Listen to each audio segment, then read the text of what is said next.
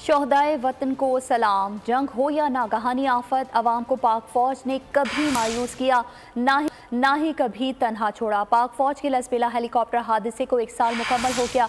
1 अगस्त 2022 को लसबेला में पाक फौज का हेलीकॉप्टर ख़राब मौसम के बायस तबाह हो गया था। आपको बता रहे हैं, शोहदाए वतन को सलाम। जंग हो या नागहानी आफत, अवाम को पाक फौज ने कभी मायूस किया, ना ही कभी तन्हा छोड़ा। पाक फौज के लसबेला हेलीकॉप्टर हादसे को 1 साल मुकम्मल हो गया है। 1 अगस्त 2022 को लसबेला में पाक फौज का हेलीकॉप्टर ख़राब मौसम के बायस हादसे का शिकार हुआ। हादसे में lieutenant general Sarfaraz Ali, brigadier Amjad Hanif, brigadier Mohammad Khalid, pilot major Saeed Ahmed, major Mohammad Talha और नायक मुदस्सिर फयाज शहीद हो गए। इस दर्दनाक हादसे ने हर अश्क बार कर दी, जबकि मुल्क की फिजा कई दिन तक सोगवार रही।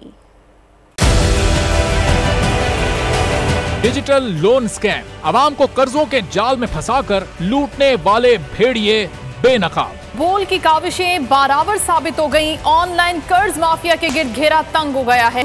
बोल ने दिया अपने अवाम का साथ, उठाई इस स्कैम के खिलाफ आवाज। बोल की डिजिटल लोन स्कैम के खिलाफ आगाही मुहिम की सबसे बड़ी ट्रांसमिशन 59% अवाम ने देखी अपनी स्क्रीन पर, क्योंकि बोल है पाकिस्तान का नंबर 1 न्यूज चैनल। सब्सक्राइब करें और बेल दबाएं ताकि कोई खबर रह न जाए।